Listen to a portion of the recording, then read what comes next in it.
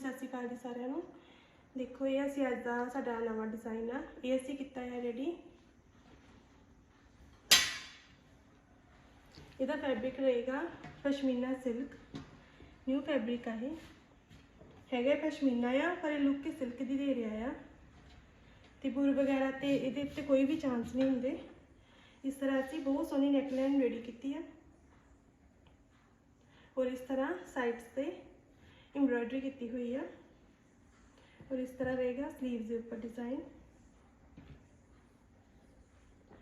Sleeves से भी असी इस तरह बहुत सोहनी पेस्टिंग की हुई है और इस तरह घेरे ते कज ते सारे बहुत सोहनी पेस्टिंग की हुई है। और ये रहेगी इसकी बॉटम और ये रहेगा इसका मसलीन का दुपट्टा। दुपट्टे ते भी असी बहुत सोहनी लैस लगा के रेडी किया है। दुपट्टा मसलीन का सी कस्टमर की चॉइस के हिसाब नाल किया है। नमस्ते दीदी।